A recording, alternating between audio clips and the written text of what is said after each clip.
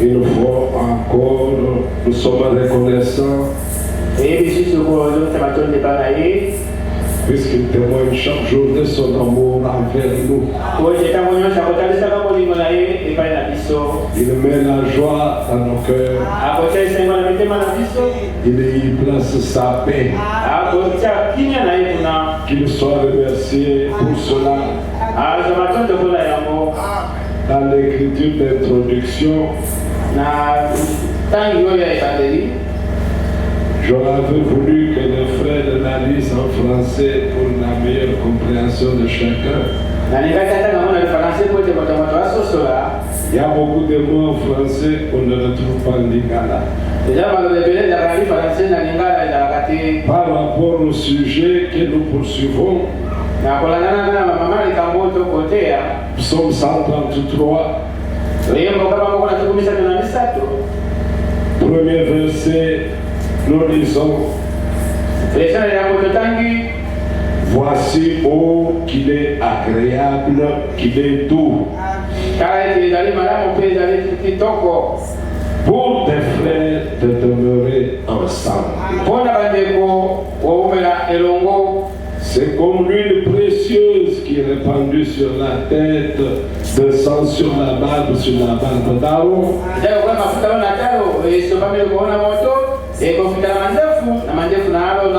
qui descend sur le bord de ses vêtements. C'est comme la rosée de l'Hermone qui descend sur les montagnes de Sion. Car c'est là que l'Éternel envoie la bénédiction,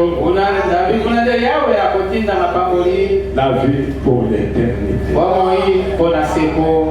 Vous savez, mes frères bien-aimés, nous croissons chaque jour. Nous sommes nourris chaque jour. Comme nous le faisons dans le naturel, dans le spirituel, il est aussi important de manger chaque jour. Quand l'homme a atteint 80 ans, on ne dit pas qu'il ne mange plus. Il a assez mangé pendant qu'il vivait. Donc il a encore besoin de la nourriture. Il a besoin de vitamines.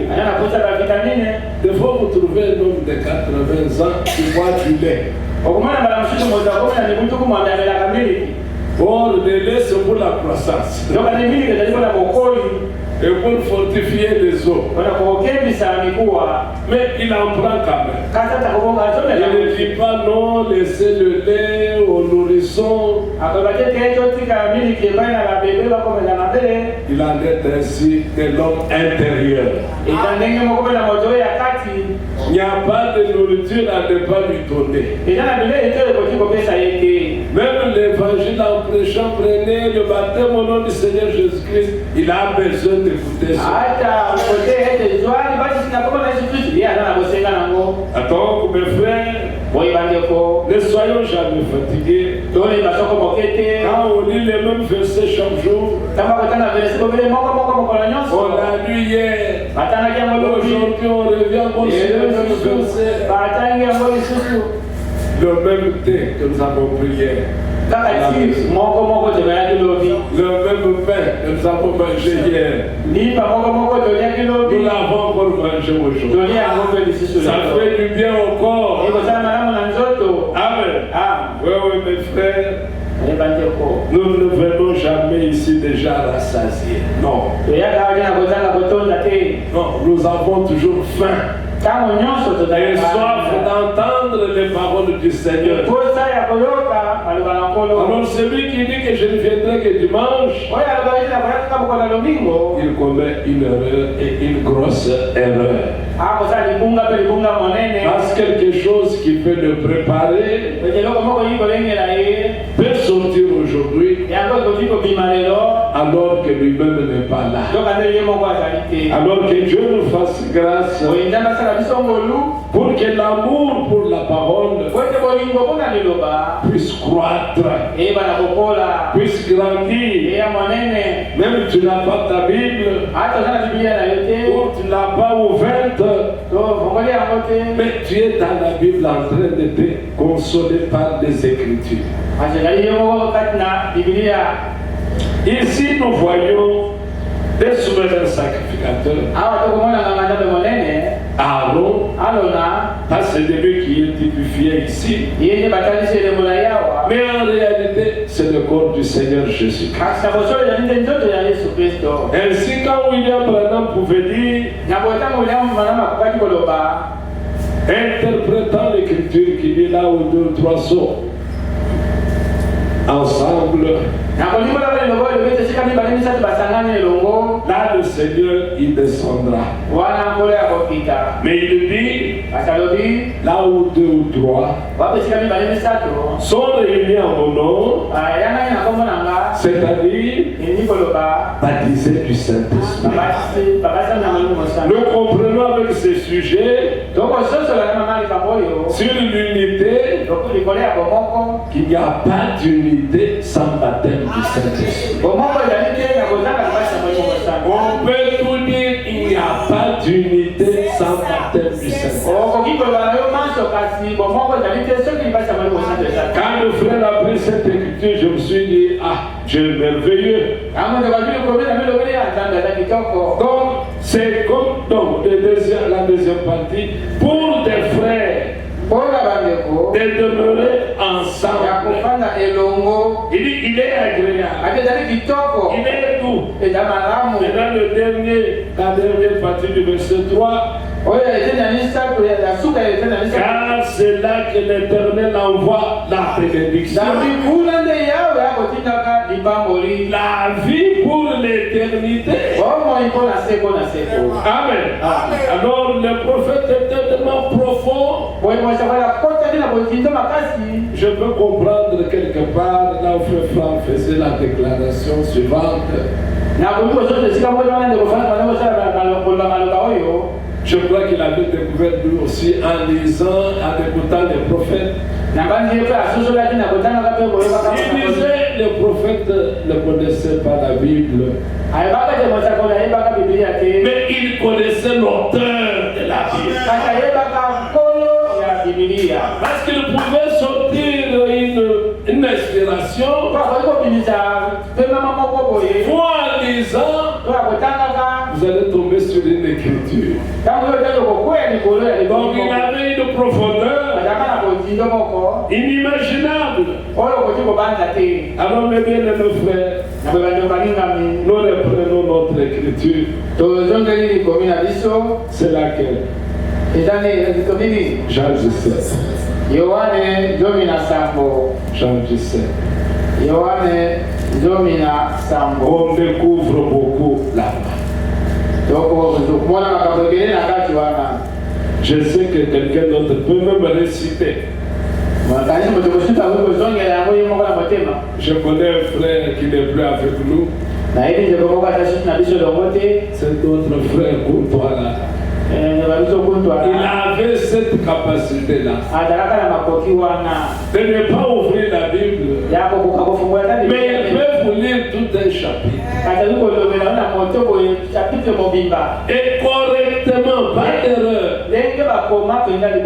Alors Jean 17, nous lisons. Après avoir ainsi parlé, d'abord prenons Jean chapitre 16, verset 32.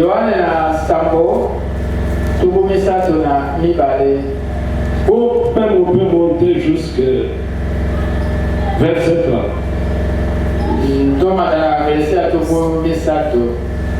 De Jean chapitre 16. Maintenant, nous savons que tu sais toutes choses.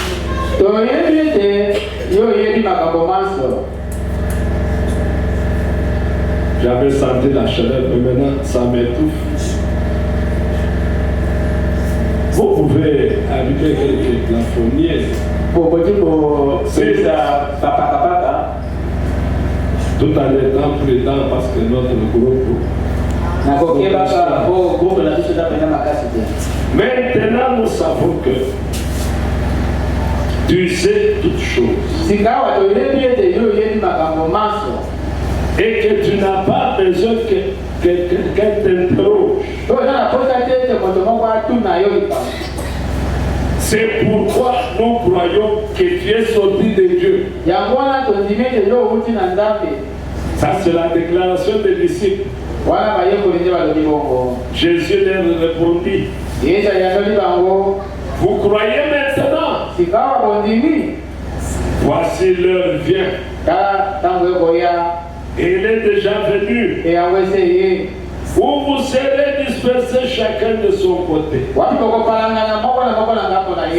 Et où vous me laisserez seul. Mais je ne suis pas seul. Car le Père est avec moi. Je vous ai dit ces choses afin que vous ayez la paix en moi. Vous aurez des tribulations dans le monde. Mais prenez courage. J'ai vaincu le monde. Amen. Après qu'il ait parlé avec eux sur ce ton-là, l'Écriture dit maintenant dans Jean 17, après avoir ainsi parlé, Jésus leva les yeux au ciel et dit, Père, l'heure est venue. Glorifie ton Fils, afin que ton Fils te glorifie. C'est l'homme que tu lui as donné pouvoir sur toute chair, afin qu'il accorde la vie éternelle à tous ceux que tu lui as donnés. Or, la vie éternelle, c'est qu'ils te connaissent, toi le seul vrai Dieu, et celui que tu as envoyé, Jésus-Christ. Je t'ai glorifié sur la terre. Écoutez bien, j'ai achevé l'œuvre que tu m'as donnée à faire. Je m'arrête un peu d'abord là-bas, là où j'ai achevé l'œuvre. Jésus-Christ était venu dans une mission. Dieu poursuivait quelque chose. Si vous regardez au départ, en Genèse, au chapitre 2e,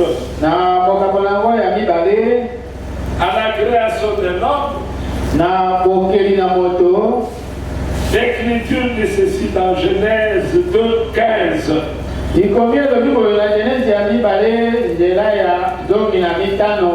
Retenez bien ce verset-là que nous allons lire parce qu'il va nous aider.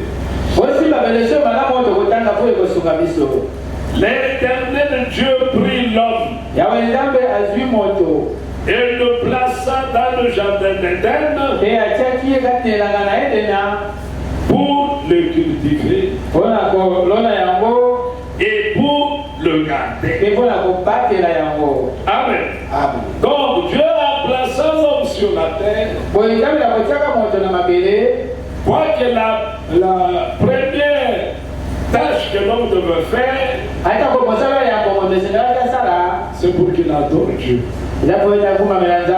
Pour qu'il loue Dieu. Quand il est encore homme esprit, il n'avait pas besoin du jardin. Il n'avait pas besoin d'eau. Mais néanmoins, dans ce corps-là, l'homme esprit, il pouvait déjà adorer Dieu comme les anges l'adorent. Mais il a plu à Dieu de prendre cet homme spirituel, cet homme esprit, et de le placer dans un corps de chair. Et ainsi façonné la terre. Et il a pris notre esprit. Il l'a mis dans cet homme qu'il avait fait de ses mains. Alors ayant fait cet homme-là, il prend cet homme, il va le placer dans le jardin que lui-même avait planté. Et tu vas garder ce jardin. Et tu vas cultiver. Et si Dieu avait mis dans l'homme les capacités de garder le jardin et surtout de les cultiver. Dieu avait mis cette capacité-là dans l'homme. Donc l'homme était habile. Parce que de tous les êtres qui se meurent sur la terre, il n'y a pas un animal comparable à l'homme. L'homme est de l'ordre aussi des animaux. Mais ce qui distingue l'homme des autres animaux, Dieu a mis dans l'homme l'âme. Alors que tous les autres n'ont pas d'âme. C'est ainsi qu'à cause de l'âme que Dieu a mis dans l'homme, l'homme est capable de transformer son environnement. Et toutes les autres créatures n'ont jamais développé leur environnement. Ils sont restés primitifs. Tels qu'ils étaient créés, tels ils vivent, ils n'améliorent pas. Ils sont restés stagnants, comme nous pouvons le dire. Maintenant, l'homme qui avait cela en soi-même, Dieu lui donne la terre pour qu'il la cultive.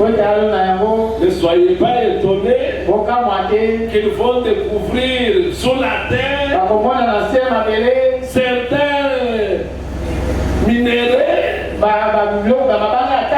pour aménager leur confort. Quand nous lisons des livres de Jean 17, vous allez comprendre l'homme que Dieu avait créé, toujours dans Genèse, il est tombé. Son unité, sa communion avec Dieu fut interrompue. C'est pourquoi l'homme avait tourné le dos à Dieu et Dieu lui a tourné le dos. L'homme qui était créé avant la chute communiait chaque jour avec son Créateur. Il ne connaissait point de maladie. Le soleil ne le brûlait pas. Le froid ne le frappait pas. Il n'y avait pas la pluie pour le déranger. Il n'y avait que la rosée qui montait chaque matin pour arroser la terre. Alors, il n'y avait pas la poussière comme aujourd'hui. Vous sentez, nous sommes presque tous enrhumés. L'homme n'avait jamais connu des rhumes. L'homme n'avait jamais été malade même de la toux. L'homme n'avait jamais eu la fièvre. Considérez cet homme-là en parfaite harmonie avec son Créateur. Il était uni à lui. Alors le péché a créé la désunion. Est-ce que vous comprenez? Amen. Le péché a séparé l'homme de son Créateur. Maintenant, vous devez comprendre, quand le Seigneur au chapitre 3e de Genèse parle de la semence de la femme et du serpent qui devait venir les buts que Dieu poursuivait en premier, c'est de ramener l'homme en Éden. Parce que lorsque l'homme a péché,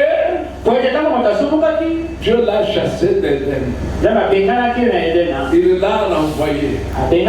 Un jardin de délices. Et Dieu a mis des chérubins avec des épées pour empêcher l'homme de revenir au jardin. Donc, en bref, toute la Bible, tous les autres livres qui ont suivi, parlent de cet homme qui était tombé et de son sauveur qui devait venir. Alors, lorsque Jésus vient, il vient pour que l'homme retourne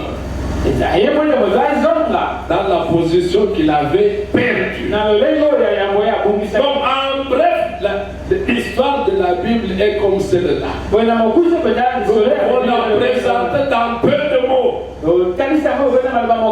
Dieu devait sauver l'homme. Mais Dieu est esprit. En tant qu'esprit, selon la loi de Dieu, sa propre loi, il n'y a que par le sang qu'on peut être sauvé. Mais lui, Dieu esprit, n'avait pas du sang. Il ne peut pas sauver. Les anges autour de lui n'ont pas du sang. Non plus, il pouvait envoyer un ange pour sauver. Est-ce que vous êtes d'accord avec moi? Ainsi, Dieu décide qu'il s'humilie lui-même, qu'il s'abaisse un peu, ou en dessous des anges. Amen. Et qu'il prenne un corps dans lequel il devait posséder du sang. C'est pourquoi, quand il vient visiter Marie, retenez cela définitivement. Il ne vient pas solliciter l'ovule de Marie. Non. Dieu a créé une semence. Et Marie est devenue seulement une couveuse. C'est pourquoi Jésus de son vivant, il ne s'est jamais trompé pour appeler Marie ma mère. Jésus appelait toujours Marie femme. Mais les hommes pouvaient dire que c'est sa mère.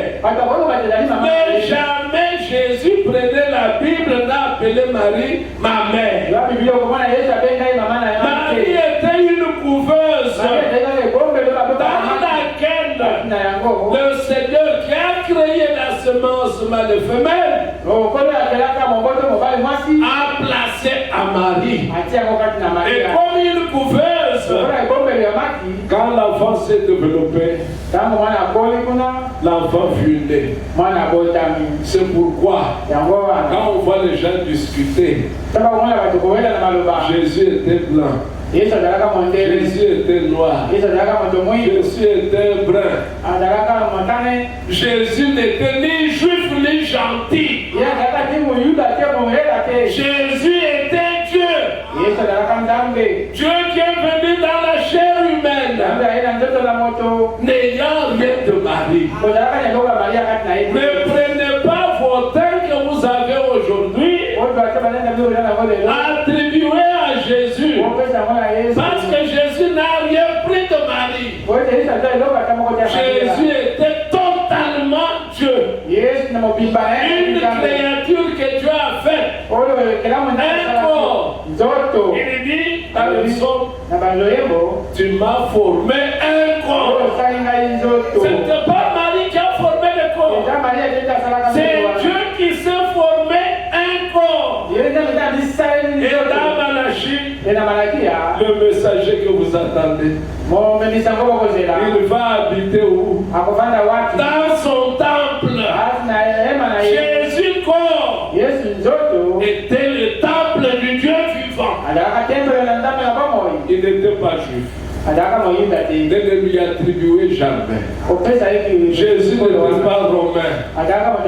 Jésus était Dieu. Et dans sa mission sur la terre.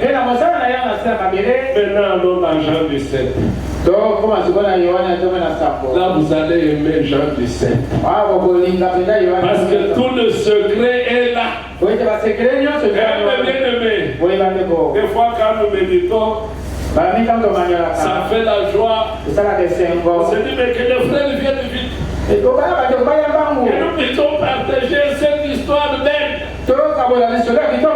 Mais quand les frères doivent venir, ils ne viennent qu'à 7. Ce n'est pas bien. Donc quand on avait cru, je crois que par défaut il y en a aussi. Depuis qu'ils ont cru, les jours où ils ont été absents à l'église, ils peuvent les compter. Ils peuvent les compter. Parce qu'il n'y a pas un autre endroit meilleur que celui-ci à cette heure.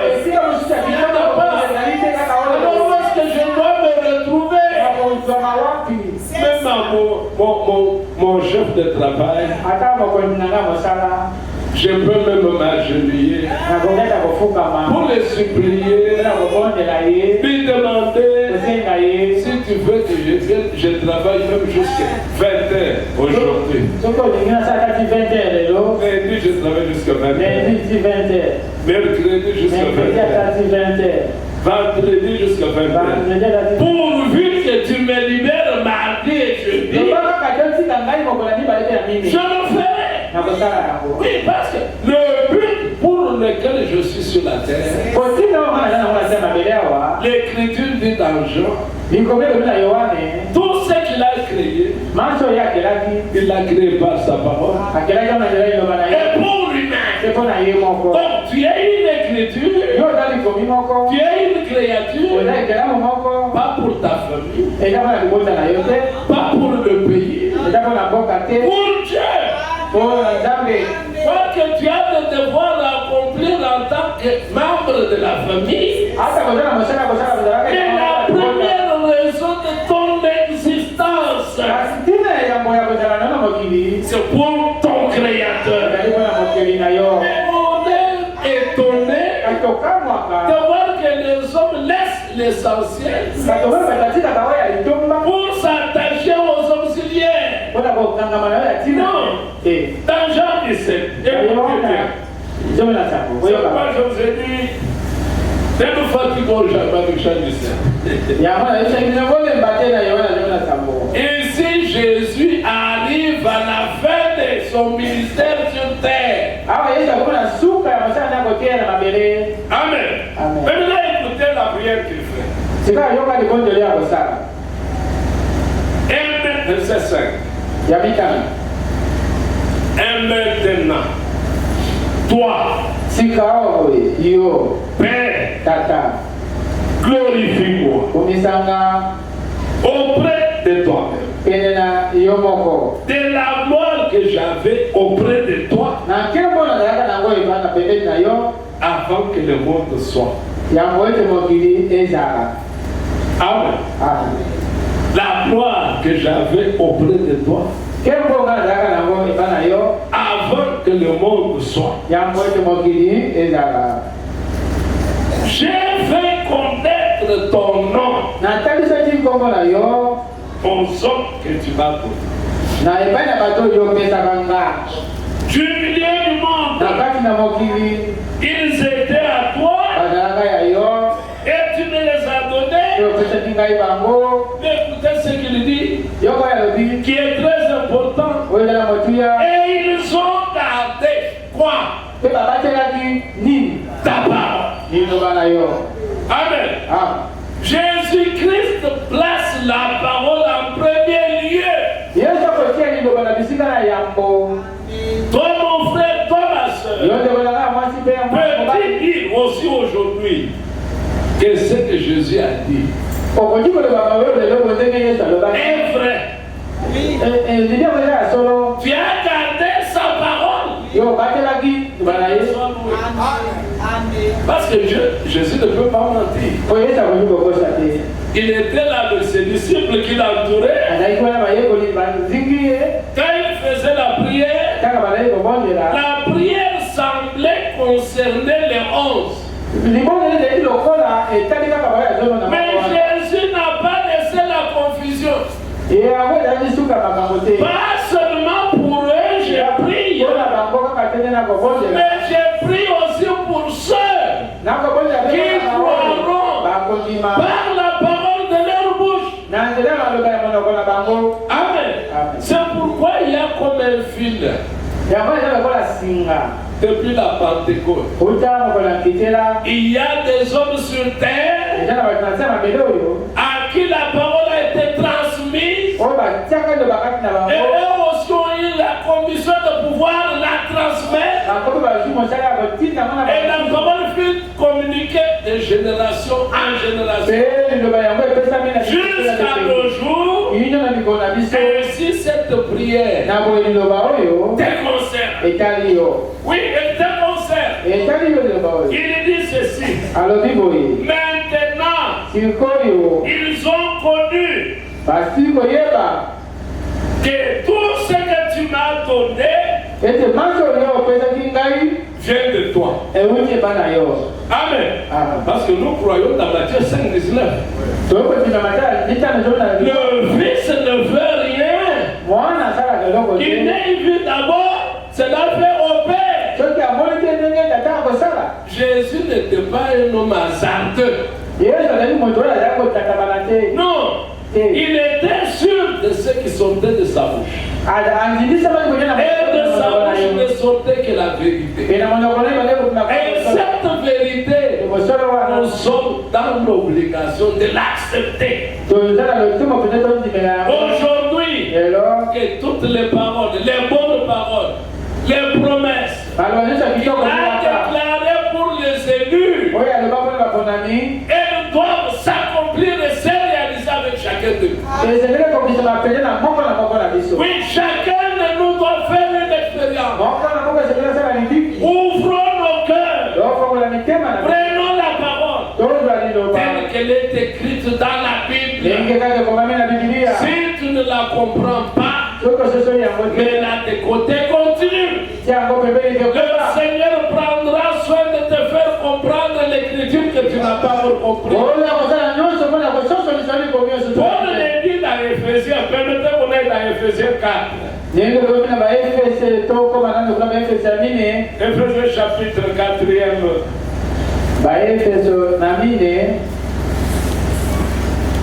Qu'est-ce qu'il dit là-bas?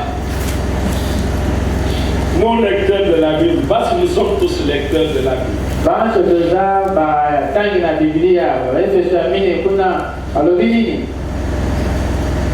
Il dit ceci. Au verset 12. Prenez le verset 11. Et il a donné les uns comme apôtres. Qui a donné? Le Seigneur. Les uns comme prophètes. Les autres comme évangélistes. Les autres comme pasteurs et docteurs. Pour le perfectionnement des saints. En vue de l'œuvre du ministère. Et de l'édification du corps de Christ. Cela écoutez. Verset 13. Jusqu'à ce que nous soyons tous parvenus à l'unité de la foi et de la connaissance du Fils de Dieu. À l'état d'homme fait, à la mesure du stature parfaite de Christ. Ma soeur, mon frère, avant le départ pour la partie céleste, nous aurons tous la même unité de mesure. Nous atteindrons tous la même foi. Oui, c'est pour cela qu'il a établi des ministères. Les ministères font œuvrer. Nous allons tous croître. Et tous nous allons atteindre chacun cette stature. S'il y a encore des choses que tu n'as pas encore, ne te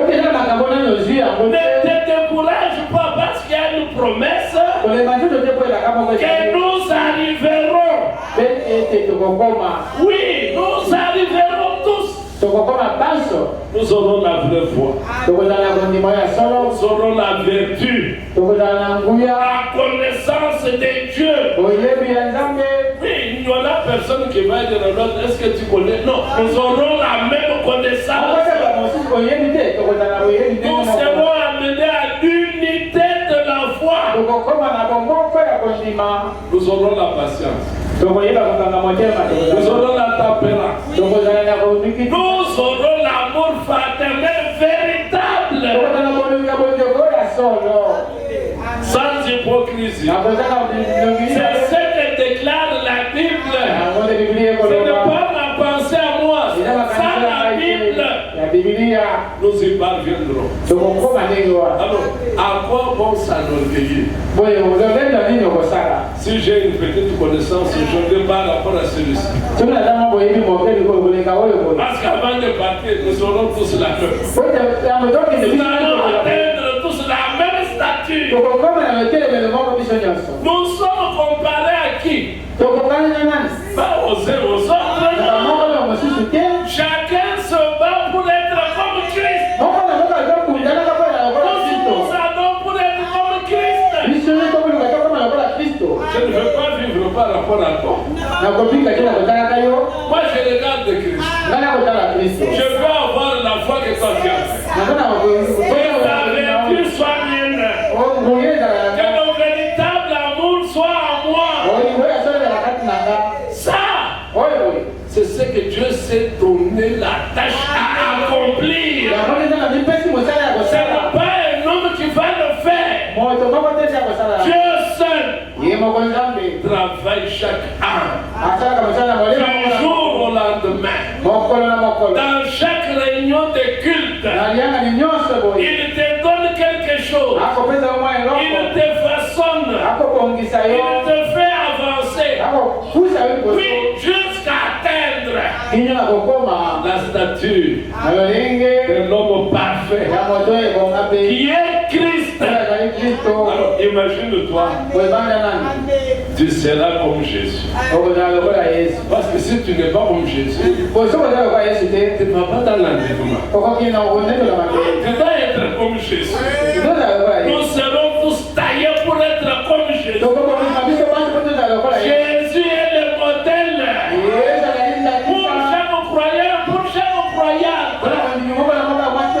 Quand tu vas te comparer, c'est par rapport à Jésus. Un homme peut s'arrêter à la connaissance. Tu vas t'arrêter avec lui. Non. Je ne dépasse. Je continue. Parce que je regarde à Christ. Amen. Maintenant, revenons dans Jean 17. Ça me fait ramener des choses merveilleuses. Que Dieu soit loué. Jean 17.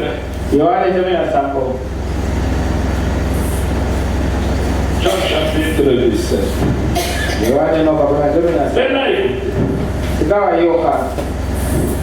Car, je leur ai donné les paroles que tu m'as données. Dans cette prière, c'est terrible. Je sais que nous avons besoin de maisons. Je sais que nous avons besoin d'argent. Mais il n'énumère pas cela. Pourquoi? Éphémère.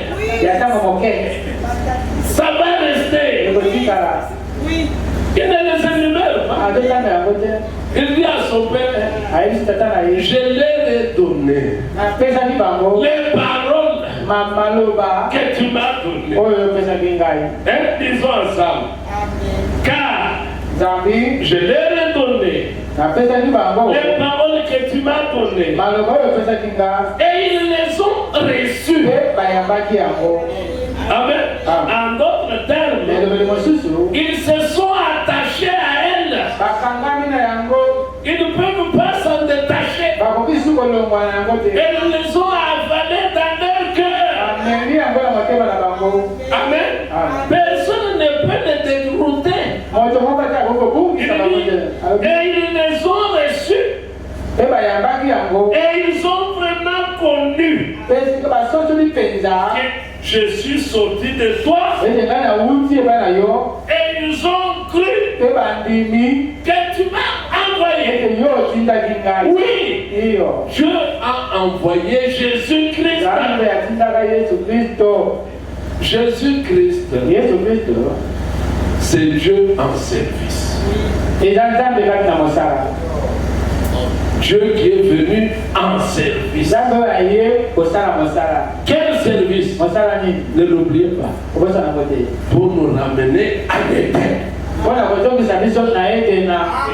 Mais les buts que Jésus est venu chercher, ce n'était pas pour que nous allions à ma campagne, non. Pour que nous allions à Paris. Mais, frère, Paris, c'est sur cette terre. Tokyo, c'est sur cette terre. New York, c'est sur cette terre. Nous ne venons pas à l'église pour une finalité que je sois en Amérique. Qui vous a appris que là-bas il n'y a pas de cimetière? Non, détrompez-vous. Les gens meurent comme ils meurent ici. Je peux vous dire qu'ils meurent même plus que ceux qui meurent à Mamaï. Quand les gens meurent chez eux, c'est normal. Mais quand les gens meurent chez nous, ils n'ont pas de soins médicaux. Donc notre vie est liée aux soins médicaux. Non, Acte dit ceci. Dieu qui a fait les cieux et la terre n'est pas adoré par de mains humaines. Il a établi les bornes de notre demeure et la durée de notre vie. On ne te dise pas que tu auras 150 ans quand tu seras au Canada. Le pasteur là de Moro.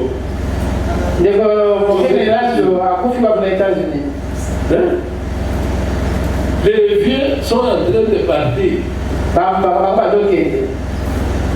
Mais pasteur de l'âme et pasteur de l'autre. Mais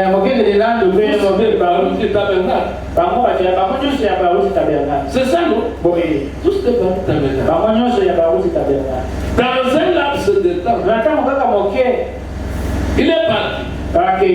Et l'autre l'a suivi. Et Vlad Franck s'est mêlé à eux. Dis-moi maintenant, ton regard reste sur qui? Mais le regard doit rester sur Jésus qui est vivant. Mais Dieu nous enseigne en enlevant ces hommes que chacun doit avoir son regard sur Jésus. Tournons nos regards vers Jésus. On ne te trompe pas que pour que tu vives longtemps. Pardonne-moi, tu dois être à l'heure. Mon père, il a 92 ans maintenant. 92. Et il marche droit, même s'il marche lentement, il marche droit. Il n'a jamais été, même à Brazil. Toujours là-bas à l'intérieur. Mais les autres meurent. Mais lui est vivant. La durée de ta vie ne dépend pas de la nourriture que tu manges. La durée de ta vie ne dépend pas de la ville dans laquelle tu vas vivre.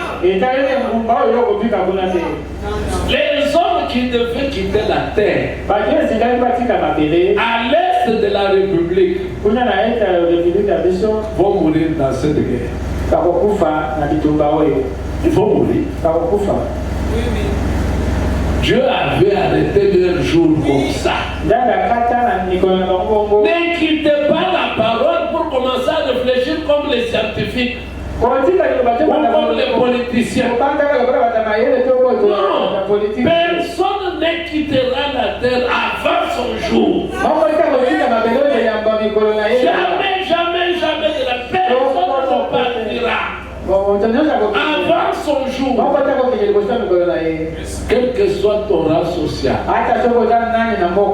même si tu es un clochard, toute la ville de Kinshasa peut connaître qu'un clochard est à tel endroit. Tu vas manger à la poubelle, mais Dieu t'a vu avoir 96 ans et tu les auras. Et tu les auras. Tu peux souffrir de n'importe quelle maladie. Tu peux même compter les années. Mais dans la Bible, on a vu des gens souffrir pendant 38 ans. Toi, tu as souffert pendant combien d'années? Ce n'est pas la maladie qui te fera partir de la terre. Tu mourras à ton jour. C'est ça la parole. Et Jésus dit, ils ont gardé ta parole. Nous n'avons pas parlé comme eux, non. Nous allons parler comme Dieu l'a dit. Il est parti, c'est son jour. Il a voyagé, la borne de son séjour c'est là-bas. Mais si la borne n'est pas là-bas,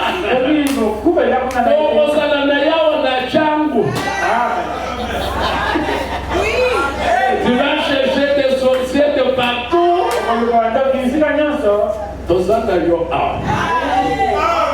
Amen.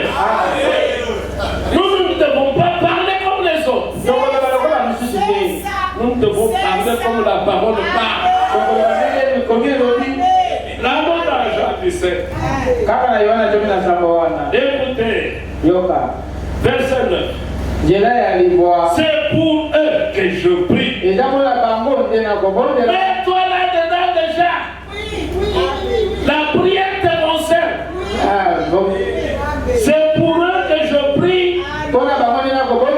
Je ne prie pas pour le monde, mais pour ceux que tu m'as donnés, parce qu'ils sont à toi. Bien-aimé, tu es à qui? Il a fallu. Bien, tu es à même.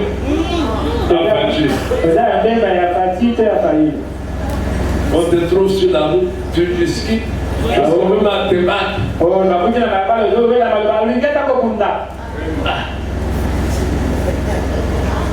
C'est terrible. Vous trouvez des personnes sur la route à Kinshasa. Ils se battent. Pourquoi? Barcelone est rien. Qu'ils ne vous connaissent même pas. Des racistes. Qui ne peuvent même pas te serrer la main. Il y a de ces joueurs-là qui dit à son entraîneur, comme il y a un noir dans l'équipe adverse, je ne joue pas. Et vous donnez un grand joueur sur le banc. Non. Je ne peux pas m'approcher de lui.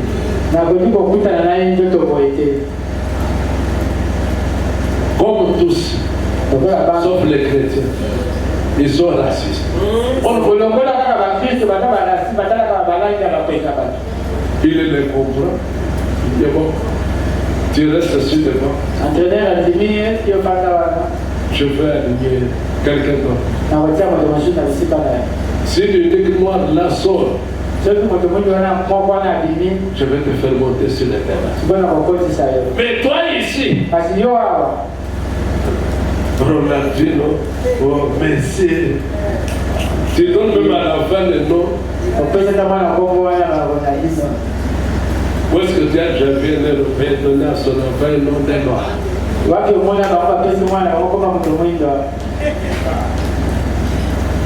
Soyez fiers de ce que Dieu a fait de vous. Amen. Soyons fiers. Dieu nous a créés à son image. Dieu a voulu qu'il y ait une race noire, qu'il y ait une race blanche, qu'il y ait des jaunes et des rouges. Dieu a établi cela. Pourquoi chaque matin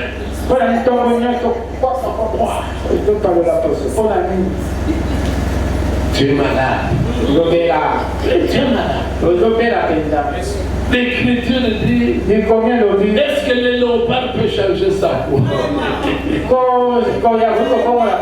léopard est content de sa peau, alors que l'homme lui n'est pas content.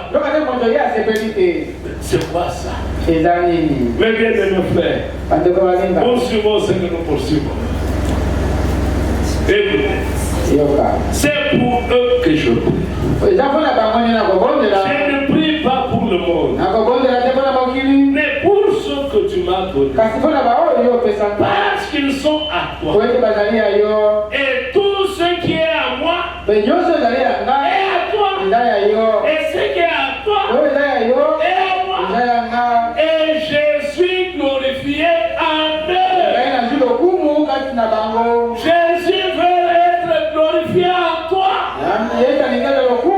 Oui. Quand on te regarde, Jésus l'a transformé. Il n'est plus ce bandit, il n'est plus ce voleur, il n'est plus ce menteur. Jésus a changé sa vie. Et Jésus reçoit la gloire. Amen. Il reçoit la gloire. Maintenant, écoutez. Je ne suis plus dans le monde. Et ils sont dans le monde. Et je vais à toi. Père Saint, garde-les en ton nom. Mais quel nom que tu m'as donné afin qu'ils soient un comme nous. Arrêtons-nous là. Afin qu'ils soient un comme nous. Qu'est-ce qui a fait que le Père et le Fils soient un? C'est au jour de son baptême. Pendant qu'il était dans les eaux, Jean-Baptiste, tout le monde était là qui venait se faire baptiser. Mais quand il est arrivé au tour où Jésus est descendu dans l'eau, directement Jean-Baptiste voit du au-dessus une nuée. Il comprend ce qui lui avait été dit. L'homme sur qui tu verras l'esprit descendre est parti. Sur qui l'esprit descendra est habité et demeuré. C'est lui qui ôte le péché du monde. Quand Jean a vu, c'est celui-ci que j'étais venu annoncer. Mais comment moi je vais le baptiser? Par la terre. Faisons ce qui est juste. Et Jean, en tant que prophète, il a compris. Il l'a baptisé. Et quand il a rencontré Jésus quelque part, il a fait maintenant le courage de le présenter. Voici l'agneau de Dieu qui ôte le péché du monde. Vous allez entendre ce qu'il va dire dans la prière. Prenons cela pour que vous ayez directement.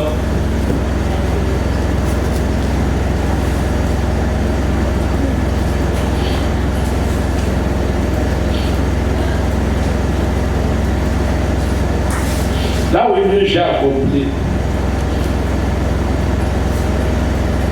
Prédicateur. Quel verset? Combien? 24. Non, non. Jacques, je vais le. C'est le verset 4. Voilà. Verset 4. Je t'ai glorifié sur la terre. J'ai achevé l'œuvre que tu m'as donné à faire.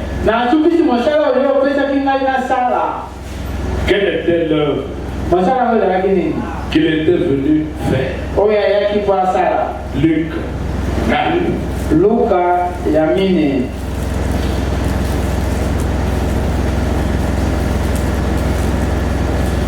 Ouais, que la Bible a la réponse à toutes choses.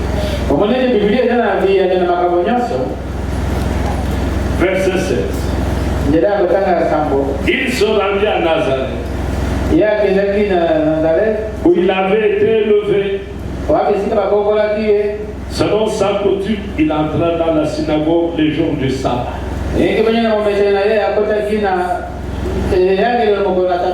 Il se leva pour faire la lecture. Et on lui remit le livre du prophète Esaïe. L'ayant déroulé, il trouva l'endroit où il était écrit. L'Esprit du Seigneur est sur moi, parce qu'il m'a oint pour annoncer une bonne nouvelle. Il m'a envoyé. Est-ce que vous vous souvenez bien? D'abord pour annoncer une bonne nouvelle. Il m'a envoyé pour guérir ceux qui ont le cœur brisé, pour proclamer aux captifs la délivrance et aux aveugles le recouvrement de la vue, pour renvoyer libres les opprimés, pour publier une année de grâce du Seigneur. Maintenant écoutez le verset 20. Ensuite, il roula le livre, le remit au serviteur et s'assit. Tous ceux qui se trouvaient dans la synagogue avaient les regards fixés sur lui. Alors, il commença à leur dire, aujourd'hui, cette parole de l'Écriture que vous venez d'entendre est accomplie. Maintenant, peux-tu douter de ta guérison? Ne regarde pas aux symptômes de la maladie. Ne regarde pas ce que tu ressens, non. Tu es guéri. Ne regarde pas ce qu'on t'a dit que la grand-mère, la tante, non. Tu es libéré. C'est toi tu dois considérer. Christ, en mourant au bois du calvaire, est mort à cause de moi, à cause de ma culpabilité. Il a porté la peine Par ses meurtrissures, il m'a guéri du sida, du cancer, du diabète, de n'importe quel genre de maladie. Il dit, j'ai achevé l'œuvre. Croyons qu'il a achevé l'œuvre. Il faut seulement croire. Ils ont cru ta parole. Ils ont cru aux paroles que je leur ai données. Mais l'une des paroles, c'est celle-là. La principale même, c'est celle-là. Est-ce que nous sommes ici? Notre foi doit monter. Comme dit l'Écriture. Ça, j'étais écouté aux symptômes. Les symptômes seront toujours là. Mais le sida ne te tuera pas. Quand tu as arrêté que tu mourras à 100 ans. Oui, tu atteindras les 100 ans. Mais avec le sida. Est-ce que vous comprenez? Parce que ton jour n'est pas venu. Et la maladie ne puisse pas te distraire. Oui, quand tu regardes la maladie, tu commences à diminuer toi-même tes jours. Qui t'a dit que tu vas quitter la terre à 80 ans? Je te vois 110. Mais comment ça, tu lis ta petite maladie? Non, lis-toi l'Écriture. Lis-toi la parole. Ma soeur Lolo, lis-toi la parole. Tu regardes tes petits enfants, c'est toi qui vas les élever. Parce que Christ a accompli toutes choses. Il dit, j'ai achevé l'œuvre. Jésus a achevé l'œuvre. Jésus a achevé l'œuvre. Il croit à l'œuvre de Golgotha. Une œuvre achevée parfaitement. Amen. Mais là, ce n'est pas notre sujet aujourd'hui. Suivons autre chose.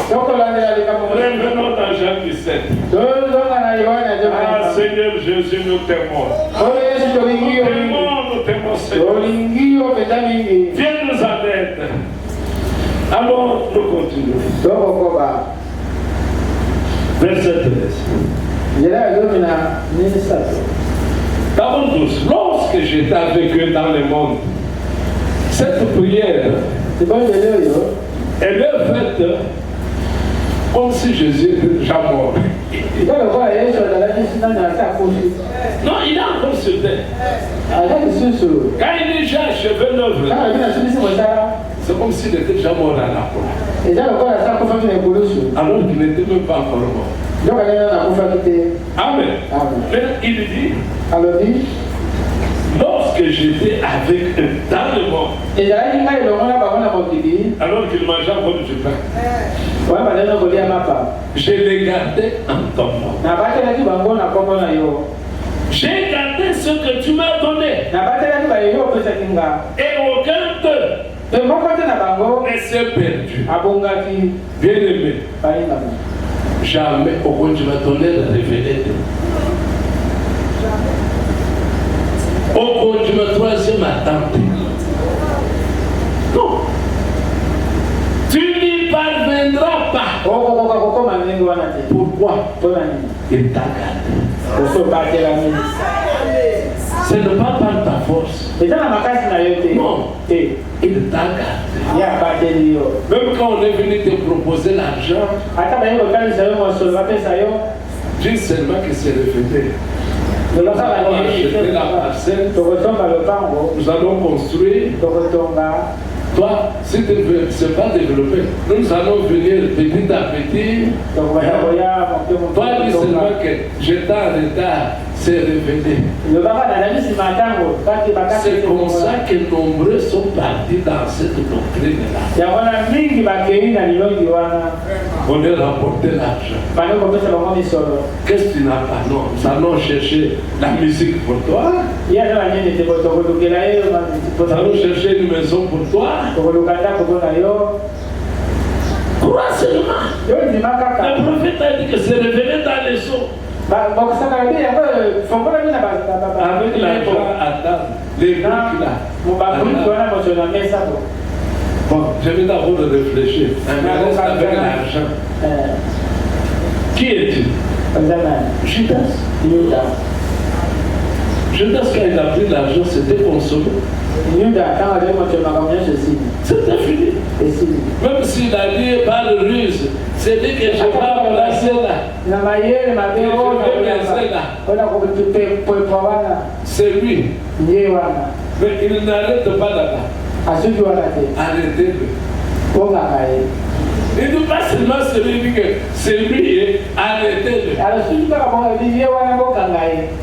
Donc, Dieu fut représenté sur la terre en chair et en sang dans la personne de Jésus-Christ. Satan a été représenté sur la terre en chair et en os dans la personne de Judas. Satan incarné en Judas. Dieu incarné en Jésus-Christ. Est-ce que vous comprenez ça? Les deux au même moment sur la terre. Alors poursuivons parce que le temps part. Je leur ai donné, verset 14. Je préfère que chacun remarque. Pas j'ai donné l'argent, pas j'ai donné de maison, pas j'ai donné des villes, je leur ai donné des paroles. Vous voyez la place de la parole? Et la parole prenne la première place dans nos cœurs. Plus la parole abonde en nous, plus le Dieu de la parole transforme la parole en puissance. Si tu n'as pas la parole, qu'est-ce que l'Esprit viendra transformer? Il faut recevoir cette parole pour que l'Esprit transforme cette parole en puissance. Écoutez, je leur ai donné ta parole. À cause de cela, le monde les a haïs. Parce qu'ils ne sont pas du monde. Comme moi, je ne suis pas du monde. Je ne te prie pas de les ôter du monde, mais de les préserver du malin. Ils ne sont pas du monde. Comme moi, je ne suis pas du monde. Sanctifie-les par ta vérité. Ta parole est la vérité. Observez, Jésus n'insiste que sur la parole. La parole est notre héritage. Notre héritage commun. Quand vous lisez 1 Corinthiens, je crois chapitre 1er, 1 Corinthiens, 1 Corinthiens. Après, comme nous sommes là, nous ne sommes pas pressés, nous sommes chez nous. J'ai dit c'est encore un jour.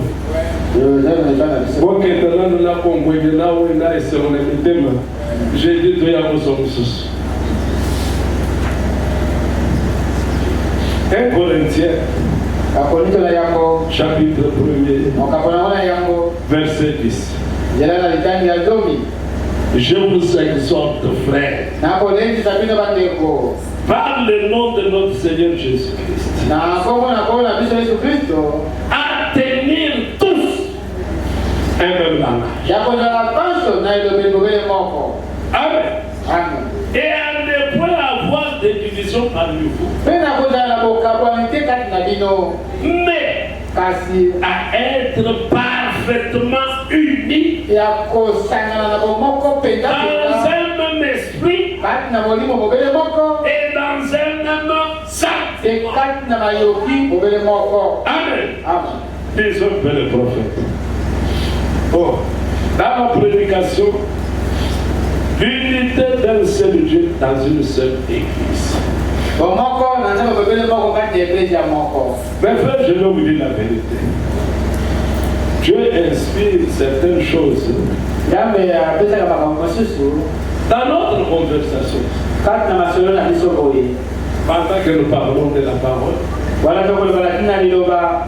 une seule peut aussi parler pendant que nous parlons. Mais pendant que moi je parlais de sous une seule tête, unis sous une seule tête, c'est une seule qui me dit que je lisais dans l'unité de Dieu dans une même seule église. Je me suis dit, ah bon, je lui ai rien dit. Je vais aller chercher cette prédication. Dieu me parlait que nos Lucas. Amen. Mais en utilisant une seule. Que Dieu te bénisse, ma soeur. Écoutez ce qu'il dit ici. L'unité d'un seul Dieu dans une seule église. Il dit ceci.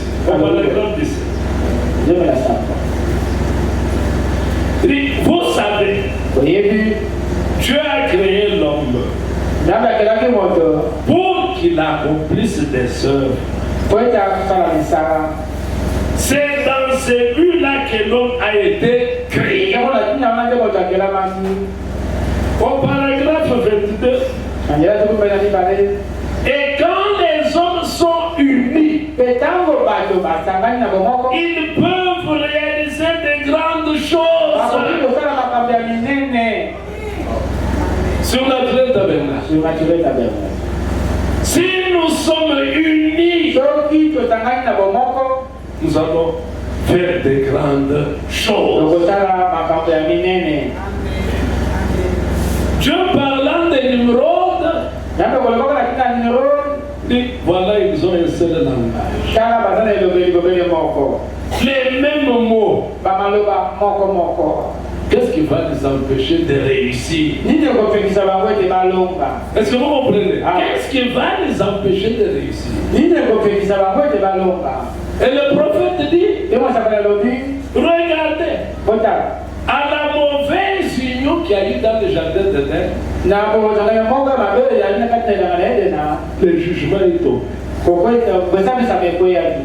Vous suivez bien? À la mauvaise union. L'union produit toujours quelque chose.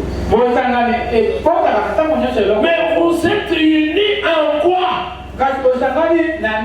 Si vous êtes unis dans une mauvaise chose, elle produira un résultat. Mais Dieu, lui, fera descendre le jugement si l'objectif pour lequel vous êtes unis est mauvais. Est-ce que vous comprenez? Un couple peut s'unir.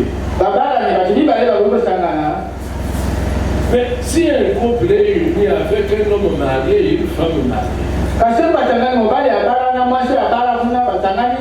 est-ce qu'ils ne vont pas mettre au moins? Ils vont mettre au moins. Mais le jugement t'attend. Il faut qu'ils soient frappés. Dieu les frappera. Est-ce que vous comprenez? Israël, dans sa marche, un faux prophète arrive. Et pourtant Israël, pendant 40 ans, n'avait jamais vu une femme avec le boucle de travail. Il n'avait jamais une femme avec beaucoup de couleurs. Le prophète dit, Barak dit au prophète, comment est-ce que je peux battre ces gens? Fais amen seulement des jeunes filles.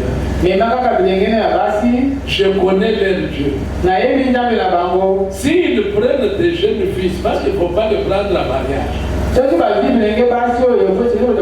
les prenant, leur Dieu, ils auront fait quelque chose qui est contre sa loi. Et leur Dieu fera quoi? Il va les punir. Vous comprenez? Chaque union, si vous êtes sincère, même dans les affaires, vous vous unissez pour un seul but, dans la même pensée, même si c'est dans les commerces, vous allez réussir. Mais quand un escroc viendra au milieu de vous, cherchez à prendre, non, j'ai acheté à autant, cette fois ici j'ai trouvé les choses trop chères. J'ai acheté à ceci alors qu'il n'a jamais fait d'argent là-bas. Cette entreprise-là n'ira pas loin, ne va pas progresser. C'est pourquoi je vous disais que désormais, dans nos familles, soyons unis avec un bon objectif. Et Dieu nous assistera. Mais écoutez ce que le prophète dit. Deuxième partie du paragraphe. D'abord, commence 22. Et quand les hommes sont unis, ils peuvent réaliser des grandes choses. Eh bien, prenez un homme qui est isolé. Ses capacités restent limitées à celle d'un seul homme. Lorsqu'il y a des hommes, deux forces augmentent deux fois. Lorsqu'il y en a quatre, leur force augmente quatre fois. Et Dieu veut que nous soyons un. Amen. Dieu a créé les hommes afin que nous soyons un. Et nos motifs devraient être les mêmes. Et nos objectifs devraient être les mêmes. Nos œuvres devraient être les mêmes. Il est ainsi conçu.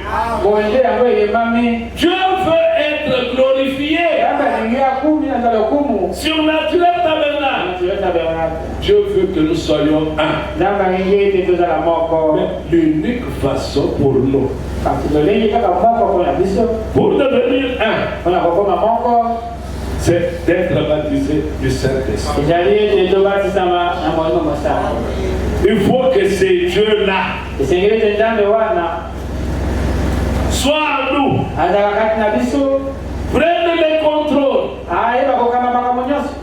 de chaque cœur, de chaque âme, pour qu'en agissant, nous n'agissions que conformément à la parole. Voilà pourquoi le Seigneur, connaissant les buts pour lesquels il était venu,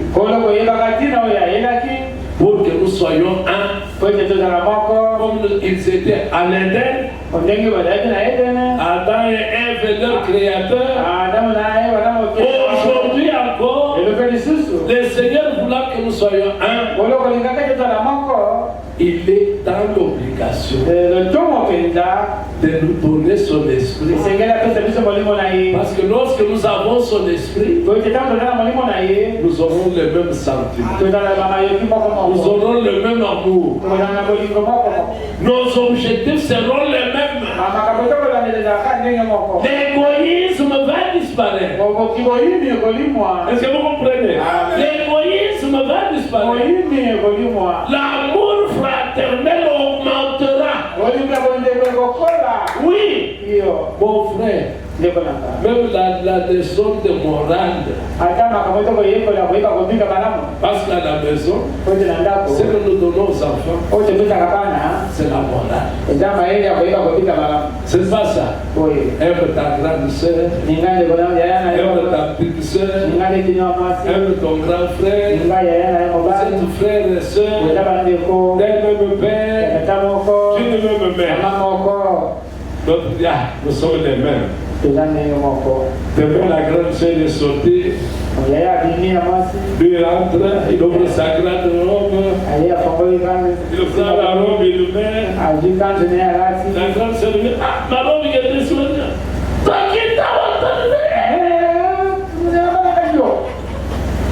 Et pourtant, à la maison, c'est la morale. Oui, mais à la maison, c'est la morale. Mais en Christ, c'est le vrai amour. Le Saint-Esprit. Quand c'est le Saint-Esprit dans la grande sœur, le Saint-Esprit dans la petite sœur, ça te va aussi. Hein? Reste avec. Je vois que ça te va.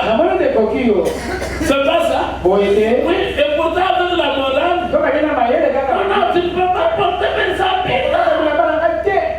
Porte tes habits à toi. Donc nous avons besoin du vrai amour. Et le vrai amour, on ne l'apprend pas. On l'expérimente.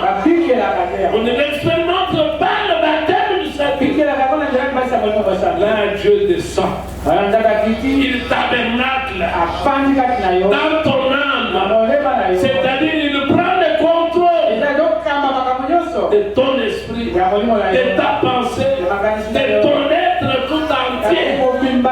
Il te dirige. Alors en ce moment-là, tu comprendras ce que Paul disait. Ce n'est plus moi qui vis. Ce n'est pas un slogan.